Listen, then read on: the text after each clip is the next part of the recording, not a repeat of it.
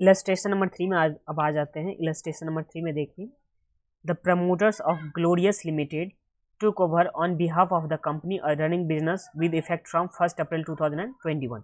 तो ये कब से टेक ओवर हो रहा है? 1 अप्रैल 2021 से। ये देखिए टेक ओवर कब से कर रहा है? 1/4/2021 से। ठीक है, आगे पढ़ते हैं। The company got incorporated on 1 अगस्त 2021। ये कंपनी किस डेट को इनकॉर्पोरेट हो रहा है? 1 अगस्त 1/8/2021। The annual accounts were made on 31st March 2022, which revealed that the sales for the whole year totaled 16 lakh। यहाँ पे टोटल सेल कितना दे रखा हुआ है? 16 लाख का दे रखा हुआ है। Out of which the sales till 31st July 2021 were 400 lakh. तो यहाँ पे हम लोग को दे रखा हुआ है यहाँ से यहाँ तक का 1/4 से लेकर के 31/7/2021 तक का सेल कितना दे रखा हुआ है? ये सेल हम लोग को 400 लाख दे रखा हुआ है एंड टोटल सेल कितना दे रखा हुआ है? 16 लाख। तो इसका मतलब पोस्ट पीरियड का सेल कितना हो जाएगा? 1200 लाख। एंड पोस्ट पीरियड कब अंत हो रहा है? तो 31/3/2022। तो ये हम लोग के पास पोस्ट पीरियड का भी हो गया। आगे क्या दे रखा हुआ है? The gross profit ratio was 25%। तो हम लोग को ग्रॉस प्रॉफिट कितना दे रखा है? 25%। अब आगे बढ़ते हैं। आगे समझ में क्या दे रखा हुआ है? द एक्सपेंसेस फ्रॉम 1 अप्रैल से लेकर के 31 मार्च 2022, 1 अप्रैल 2021 से लेकर के 31 मार्च 2022 तक का कितना दे रखा हुआ है? एक्सपेंसेस। तो सैलरी हम लोग को दे रखा हुआ है, फिर देख उसके बाद रेंट, रेट्स एंड इंश्योरेंस, फिर आगे दे रखा हुआ है सन्ड्री, ऑफिस एक्सपेंस, फिर traveller commission, discount allowed, bad debts, director fees, tax audit, फिर डेप्रिसिएशन ऑन मशीनरी, फिर डिबेंचर इंटरेस्ट। तो ये हम लोग के पास इतना आइटम दे रखा हुआ है। आगे समझ में क्या बोला है? Prepare a statement showing the calculation of profit for pre incorporation and post incorporation period. तो हम लोग को निकालना है profit for pre incorporation and post incorporation period. तो चलिए आ जाते हैं अभी बनाने के लिए। तो ये कौन सा है? Illustration number 3। सबसे पहले हम लोग को क्या निकालना होगा? Calculation of time ratio.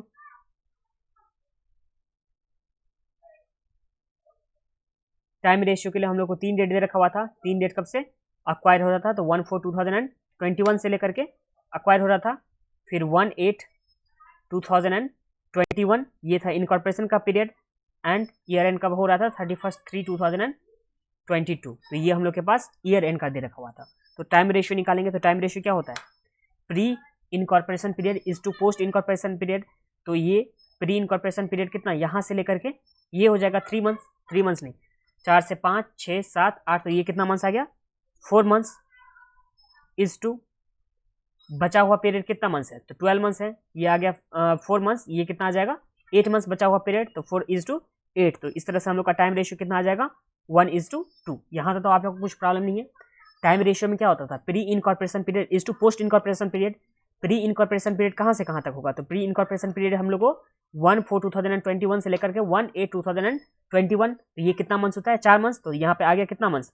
4 months is to बचा हुआ 1/8 से लेकर के 31/3/2022 तक। तो यहाँ से यहाँ तक कितना पीरियड हुआ? 8 मंथ्स हो गया। तो 4:8, तो ये कितना आ गया? 1:2। ये हम लोग का क्या आ गया? Time ratio. अब हम लोग क्या निकालेंगे? Sales ratio. तो चलिए आ जाइए सेल्स रेशियो। तो calculation of sales ratio,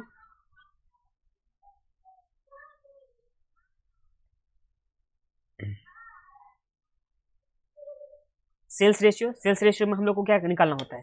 pre incorporation period का sale is to post incorporation period sale. यहाँ प्री इनकॉर्पोरेशन पीरियड सेल कितना है? Pre incorporation sale, pre incorporation sale का मतलब कहाँ से कहाँ तक सेल होना चाहिए? तो 1/4/2021 से लेकर के 1/8/2021। 1/8 का मतलब क्या हो गया? 31/7/2021। तो यहाँ तक का हम लोग को सेल कितना दे रखा हुआ है? प्री इनकॉर्पोरेशन सेल कितना दे रखा हुआ है? 400 लाख। तो पोस्ट इनकॉर्पोरेशन सेल कितना हो जाएगा? तो post incorporation sale, total sale हम लोग को 1600 का दे रखा हुआ था। टोटल सेल कितना दे रखा हुआ था? 1600, जिसमें से 400 क्या है? Pre incorporation period sale. तो यहाँ 1600 माइनस 400, तो इस तरह से हम लोग का कितना आ जाएगा? Post incorporation sale 1200। अब सेल्स रेशियो, तो sales ratio is equal to क्या हो जाएगा? 400:1200, तो ये हम लोग का आ गया 1:3। तो सेल्स रेशियो भी हम लोग का कितना निकल के आ गया 1:3। अब हम लोग को pre period and post period का क्या निकालना होगा, प्रॉफिट निकालना होगा। तो उसके लिए चलिए आज ये स्टेटमेंट बनाते हैं। ये रुपीस, फिर particular, basis, pre and post. तो पर्टिकुलर में हम लोग को सबसे पहले कहां से निकालना होता है, कहां से स्टार्ट करना होता है, तो ग्रॉस प्रॉफिट। तो gross profit, sales gross profit कितना हो जाएगा, तो ग्रॉस प्रॉफिट के लिए हम लोग को दे रखा था 25%। ग्रॉस प्रॉफिट के लिए हम लोग को क्या दे रखा हुआ था 25%। ग्रॉस प्रॉफिट रेशियो कितना दे रखा हुआ है यहाँ पे 25% ऑफ सेल। तो 25% सेल हम लोग को कितना दे रखा होता टोटल, तो 1600 दे रखा हुआ है सेल, उसका 25% कितना आ जाएगा, तो ये आ जाएगा 400। इसका बेसिस क्या हो जाएगा, तो सेल्स रेशियो बेसिस हो जाएगा। यहाँ सेल्स रेशियो हम लोग को कितना है 1:3। सेल्स रेशियो हम लोग को कितना है 1:3। तो प्री पीरियड का हम लोग का आ जाएगा gross profit 100 and post period का कितना आ जाएगा 300। तो यहाँ तक तो कुछ प्रॉब्लम नहीं है। देखिए ग्रॉस प्रॉफिट के लिए हम लोग क्या किए, सेल्स हम लोग को दे रखा हुआ था 1600, उसमें 25% क्या दे रखा हुआ है ग्रॉस प्रॉफिट। तो 1600 का 25% हम लोग का कितना आ गया 400। ये क्या आ गया ग्रॉस प्रॉफिट।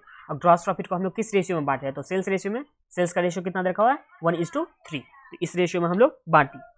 अब लेस, सबसे पहले क्या दे रखा हुआ है सैलरी। सैलरी कितना दे रखा हुआ है 69। तो सैलरी 69 दे रखा हुआ है। अब सैलरी को हम लोग किस रेशियो में बांटते हैं, तो टाइम रेशियो में बांटते हैं। तो टाइम रेशियो में चलिए बांटेंगे 1:2 के रेशियो में। सैलरी क्या होता है, फिक्स्ड कॉमन चार्जेज होता है। फिक्स्ड कॉमन चार्जेज और एंड फिक्स्ड कॉमन चार्जेज को हम लोग किस रेशियो में बांटते थे, तो टाइम रेशियो में। तो इसलिए 1:2 के रेशियो में हम लोग बांट रहे हैं। तो 69 डिवाइड बाई 3, तो ये आ गया 23 इंटू 2, तो ये हम लोग आ गया 46। अब सैलरी के बाद क्या दे रखा हुआ item, rent, rates and insurance.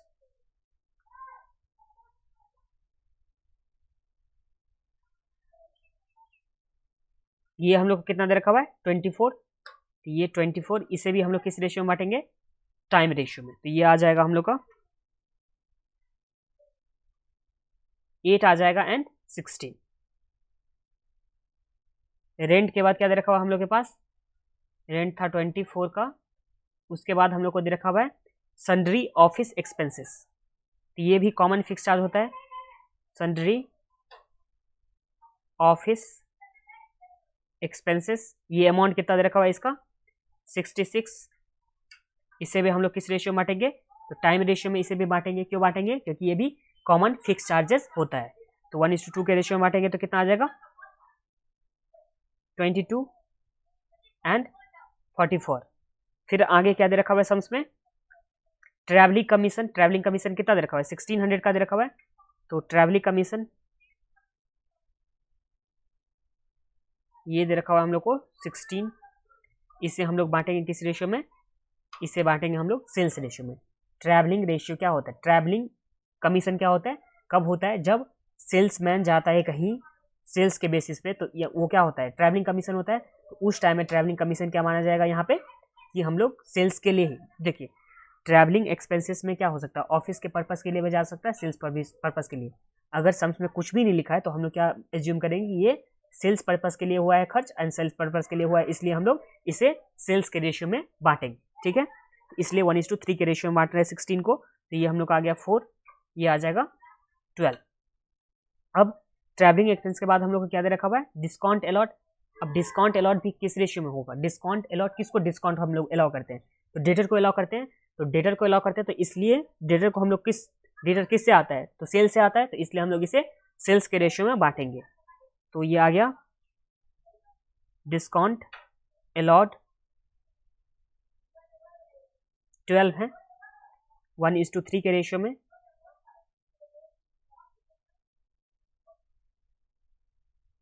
अब डिस्काउंट अलॉट के बाद हम लोग को क्या दे रखा हुआ है बैड डेप्स। अब बैड डेप्स भी सेल्स पे ही होता है, तो हम लोग बैड डेप्स को भी बांटेंगे सेल्स रेशियो में।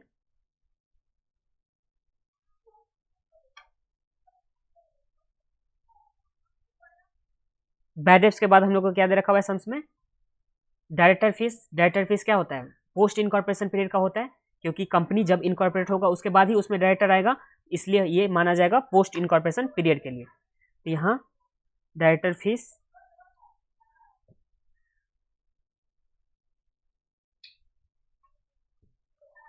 25 ये आ जाएगा पोस्ट पीरियड के लिए।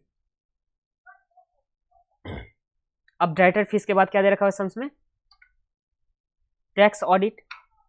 तो दो तरह का ऑडिट होता था, एक कंपनीज ऑडिट होता था। तो अगर कंपनीज ऑडिट होता है तो वो हम लोग पोस्ट एक्विजिशन पीरियड में दिखाते हैं। क्यों? क्योंकि कंपनी इनकॉर्पोरेशन होने के बाद ही होता है। बट टैक्स ऑडिट तो कहीं भी किसी भी फॉर्म में भी हो सकता है। तो टैक्स ऑडिट को इसलिए हम लोग किस रेशियो में बांटते हैं, सेल्स रेशियो में बांटते हैं। तो टैक्स रेशियो को हम लोग बांटेंगे सेल्स रेशियो में। Tax audit